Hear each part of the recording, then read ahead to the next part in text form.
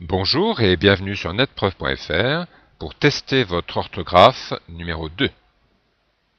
Vous allez répondre à 20 questions sur l'orthographe du français, vous pourrez compter vos points, vous pouvez même faire un match à plusieurs et comparer vos performances.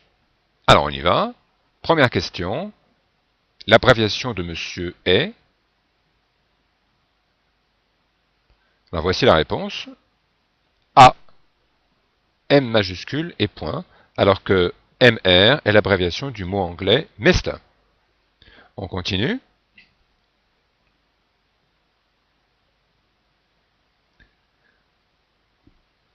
C'est la réponse A, alors que ME, la réponse B, est l'abréviation du mot maître, que l'on utilise par exemple pour s'adresser à un avocat. Troisième question.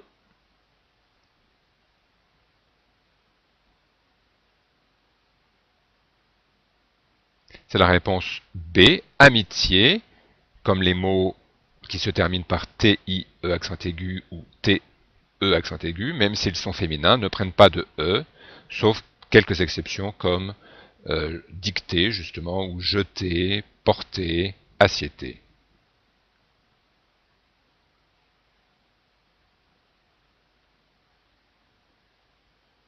C'est la réponse A, pour montrer que le nom remerciement dérive du verbe remercier, verbe en ER, on ajoute le E.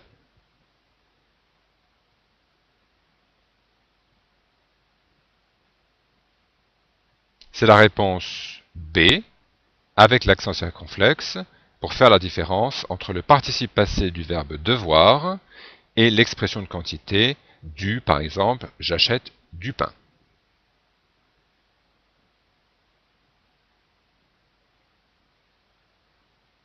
C'est la réponse B. L'accent circonflexe sur le participe passé ne se trouve qu'à la forme du masculin et non pas du féminin.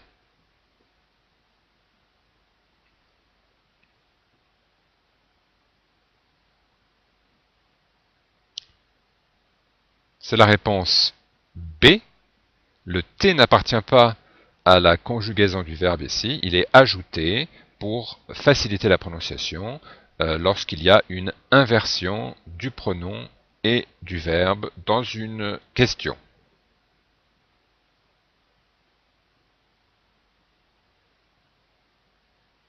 C'est la réponse A.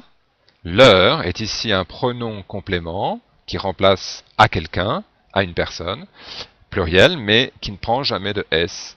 Contrairement au possessif, par exemple, les enfants prennent leurs affaires, on aurait bien un S là. Quelle phrase est au futur? C'est la phrase A. Donc la terminaison du futur à la première personne, c'est AI.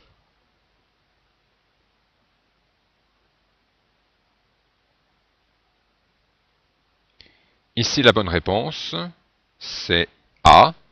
Le verbe est au conditionnel. Le verbe être est au conditionnel. Je serai AIS, donc c'est le S qui fait la différence entre le conditionnel et le futur, à la première personne.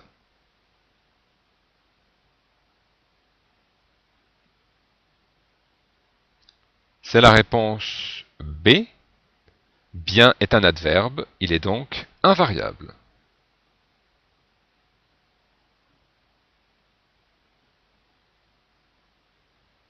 Réponse A.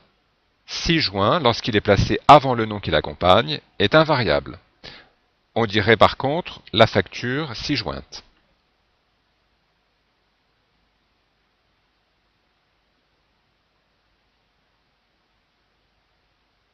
Réponse A. Le verbe jeter, comme la plupart des verbes en ETER, double le T, sauf avec nous et vous. Une exception notable, le verbe acheter, qui prend un accent grave, au lieu de doubler le T.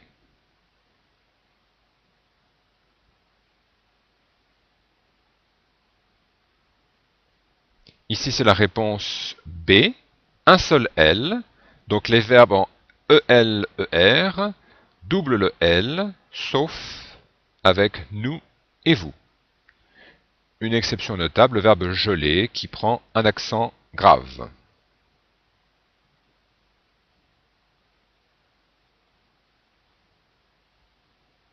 C'est la réponse A.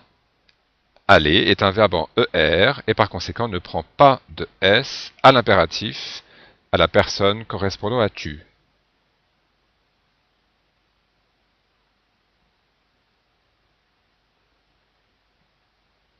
Prudemment avec un E, puisque l'adverbe dérive de l'adjectif prudent qui se termine par ENT. Pour avoir un adverbe en ament, il faut le dériver d'un adjectif qui se termine par ANT, comme par exemple courant, couramment.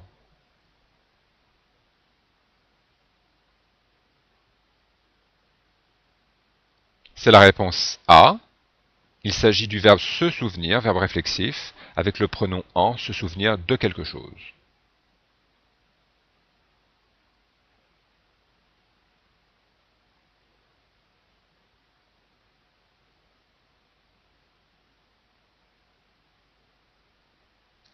C'est la réponse A.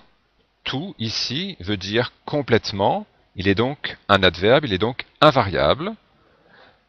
Par contre, on pourrait dire dans une autre phrase, ils sont tous devenus rouges, et tous serait un pronom qui remplacerait les gens, par exemple.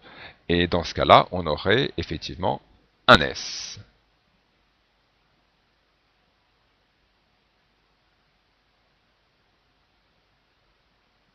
C'est la réponse B, bien sûr, c'est écrit sans trait d'union. Et la dernière question.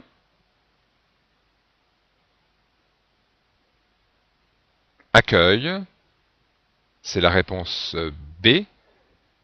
Si on écrivait comme dans la phrase, la proposition A, la prononciation serait accueil, puisque CEU se prononce ce. Et comme on prononce accueil, donc on a inversé le U et le E. Voilà, bien j'espère que vous avez un bon score. S'il n'est pas tout à fait à la hauteur de vos espérances, vous trouverez sur le site de nombreuses activités, des exercices, des dictées pour essayer de mieux comprendre l'orthographe française, qui, c'est vrai, n'est pas toujours très facile. Je vous dis au revoir et à très bientôt.